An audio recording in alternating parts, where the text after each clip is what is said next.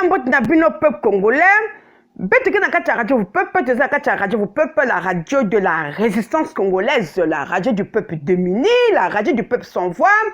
Par la voix, c'est Sirène Nkoma, l'une des filles de la terre congolaise. Alors, peuple congolais, nous sommes toujours dans ce sens de la démoralisation de cette civilisation criminelle, de dénonciation de ce 8% au sein de la société congolaise.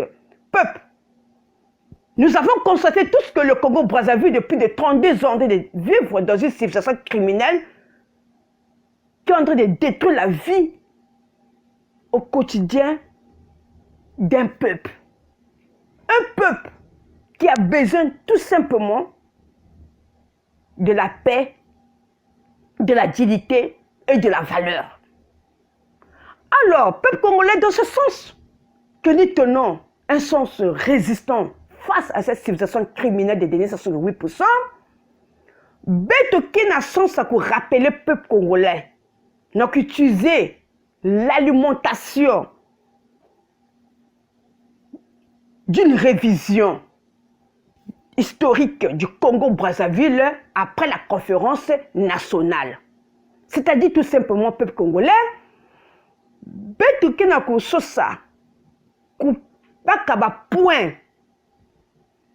Parmi les points, il y a révision, il y a historique, il y a Congo-Brazzaville après la conférence nationale, bête me pointer les points essentiels, il y a bête qui éclairci, c'est-à-dire peuple congolais, maman ba banti ke zonza kave na haute voix bête ki na ko zonza ya na kati ya radio peuple parce que zonza ka bête ke bani toto Congo Brazzaville bête ki na kati ya radio peuple na sens résistant la résistance sous toutes ses formes c'est un devoir républicain ça se oui pour ça mais c'est la crime na Congo Brazzaville il n'est pas le projet du Congo mais bête ki na ta sens na il y a résistant donc éclairci peuple congolais pour que dénonciation de ce 8% doit quitter point bas il n'a que vraiment sens dynamique obligatoire peuple congolais pour que le Congo puisse se rétablir dans sa dignité et la valeur républicaine.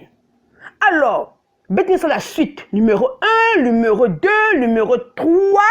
Il y a le numéro 4.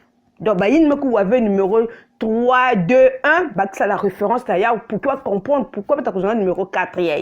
Donc, dans le 4, il y a pointé. Personne parmi les banti mais c'est la mouvouz na bois là Bernard Kolela.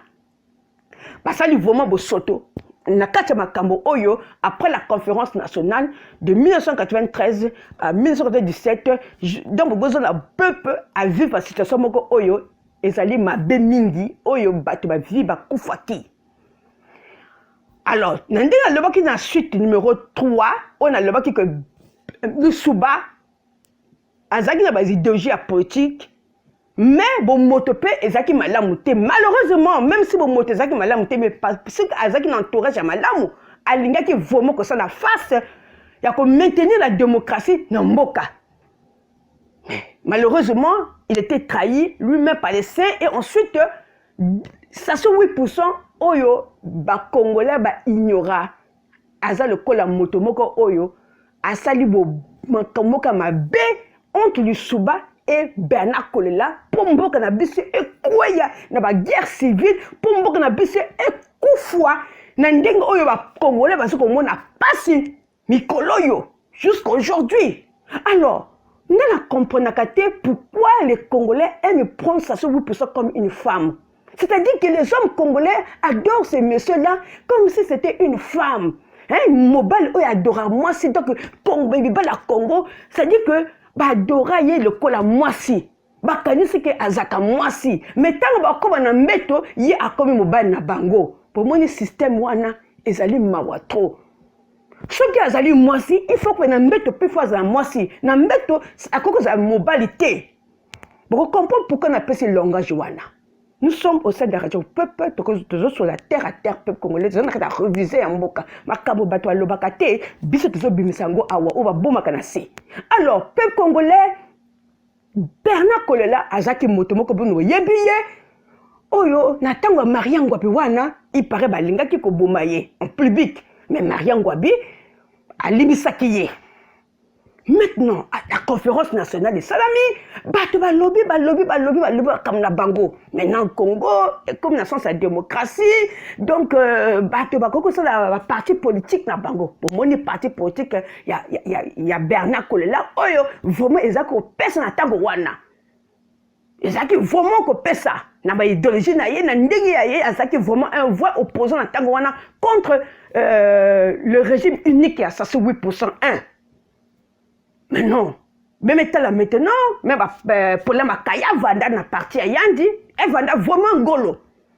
Moi, je me constater na sens yina, na parti yina, ya keiki. Na tango yina, na 93.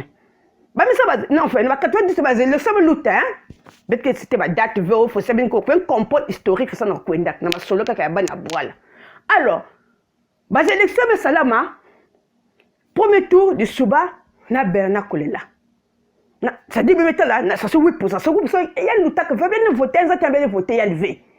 Maintenant, dans le deuxième tour, maintenant, il y a un PCTI. Quand le système est quand le système est loge P, le système est influencé que Ming. Na quoi associé, na quoi sous ça, voilà toujours na contact, na quoi détruire la démocratie. Na sens qui va me coopérer na l'Isuba. Va me soutenir l'Isuba. Na deuxième tour, l'Isuba Meluta. Maintenant l'Isuba Meluta, comme président du Congo, il faut que l'Isuba tout le monde batte à ça 8%. Il n'a pas ça na yadi na quatre gouvernement yadi. Il faut ça 8%. L'Isuba mais ça là. Mais Bernard Kolela côté en Vandaka, ben il fallait y vanda na sens opposition ya ngolo yina ko OK ngike poser la république ngeme luta ngike coopérer ni ngike coopérer na ça 8% il fallait vanda na sens ya du fixina malheureusement parce que Zolzaka la position na kati ya nana ya politique qui est bienvenue ko na gauche na droite qui est bienvenue ben me remarquer ici na tango yina na 93 avant enfin yina 92 avant la guerre Salama yombi opango yina vandaka ministre de l'Isuba Mberi Martin ministre de l'Intérieur même étant là comportement ba salaka yina na ko basi sa bazo ba bantu na niveau ya ba Congo tout les choses comme ça là même basi ka ba nibolé même basi ka ba bombarder ba Congo ya banane fosina pas besoin de m'embien. Mais c'est parce que Bati n'a pas comment va nous là le Souba qu'on a ta boire la nation sa démocratie v. C'est-à-dire l'entourage la ceinture elle Souba n'attaque un système yimbi.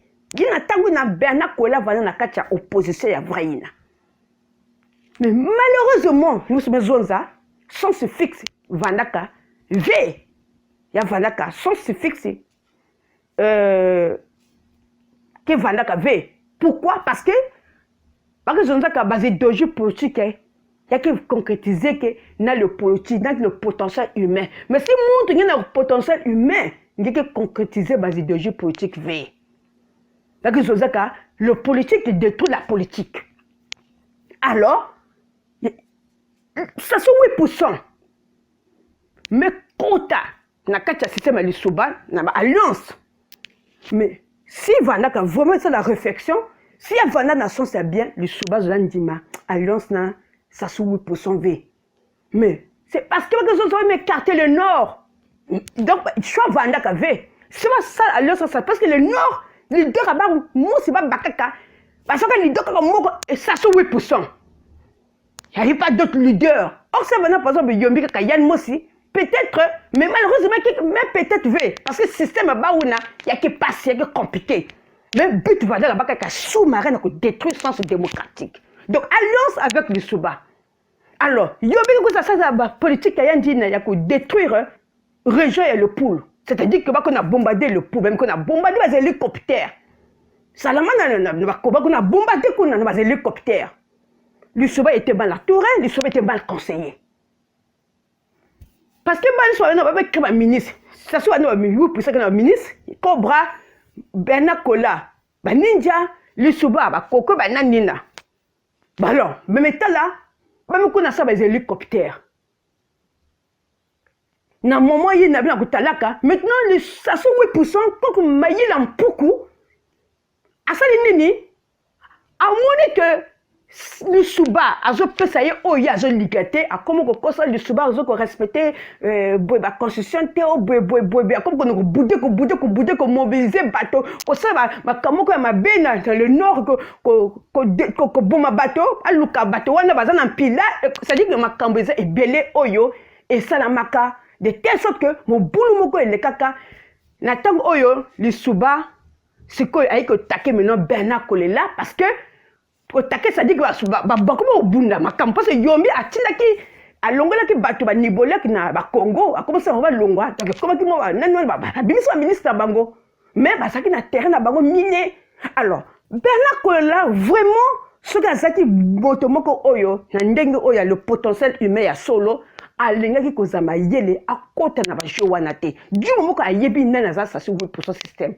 alingaki ko éviter ango mais malheureusement comme ba Congolais tant balingi que ngapi fona diriger ngapi na la boy mais okoki peut ko diriger mboka te soki aussi na possibilité ko diriger mboka te okoki encadrer mboka mais diriger c'est autre chose alors likambo ezali c'est que tozoko pointer point oyo ça c'est 8% à ça les sous-marins à BBC pas les suba en alliance na bango ce que tu suba azoko calmer makambo na Bernard Kolela yombi opango yaza pas de suba bas hélicoptère et koyikuna bango ba ministre ba ministre ale sasu 8% à quel sousou et me kwenja na seka Bernard Kolela na ku défendre Bernard Kolela contre ba cobra ba kekuna ba sangisa ba ninja contre bato ya suba ba ministre ya suba parce que l'armée a quitté comment ba ministre bozomona ezaki passe mingi alors ça c'est 8% à Zanani. Peuple congolais, besoin de niveau wana, à qui pas les suba, par l'alliance. Le suba, ma kameze le kaba Congo, oh yozo go sepla, pe, nano le suba te, alors le suba, yombio pangazaki ministre, premier ministre, ya nano ya le suba, allez ba, kopé ça le suba, ba conseil ma bé, nandiga ma bé, pouf, ba kekuna, ça c'est 8% à sauter les sous-sous. Alliance va ça qui wana a quelque soutenir ba ninja ba kobane ba bunda ka contre ba battre ba ministre ya Lisuba on est en 93 maintenant et comme il a 97 Makambongo est commis Lisuba Bernard Kolela kaka fallait avant na position na ye wana asa ba jeu wana te a quel susu ko vanda ko ça l'alliance na Lisuba bozo mona que bato wana balinga ki mboka te hein c'est-à-dire que les gens qui se disent les hommes politiques là ils ont politique na bango base dé ba lobby ka ba tout ça la boy mais bon moto na bango le potentiel humain est malamu te ce qui Bernard Kolela a kene ko ça alliance na de Subate ou bien à sa nebengo kasi ba kamunuso ya 97 wana pe ngoza la te. Parce qu'il y a eu l'alliance, ça se 8% comme il y a à Idakaye en 93, à Tchèque, la Tchèque, Koba, Bunda, contre le ministre, il y a Nano, il y a des Souba, ce qui fait que maintenant, ça se 8% c'est révolté contre Bernard Kolela encore, pour dire comment il y a aux autres Kendokuna. Mais pourtant, il y a une alliance des Souba. Il y a un lobaki, pour nani bango ba vanda ki kaboyete mota vanda na ndenge na ye, basa bas élection heure oleka pour nani basa ki ba alliance wana. C'est ça, c'est quoi ça qui va l'alliance wana te peut-être la guerre une cause à la tête. Qu'est-ce que Congolais balingi, nga il faut na diriger mot ba de soit un leader. Mais yo ko doit être te nazali peut-être na potentiel oyo kon cadre parti moko boy, mais nazali leader te ko diriger république. Donc ça c'est 8%, ça na potentiel à composer le Congo. Bon montonaye za mabe. Bernard Kolela aussi azaki na potentiel à diriger le Congo. Même les Suba aussi. Pourquoi? Parce qu'on fait ça par sentiment, parce que tu as dit la région Moko, tu as dit Boye, mais c'est tout ça, les partisans, système. Au lieu de voir dans ce patriotisme, alors, ceux qui vont lancer ces quitter, peut-être guerre et zéna. Malheureusement, ce sont les alliances-là qui ont fait de telle sorte que, pas profiter de les alliances de Bango, ça la guerre civile, pas détruire la démocratie en Mboka. Alors, peuple congolais, la suite, ils ont continué. Namakambo Oyo, Yamboka.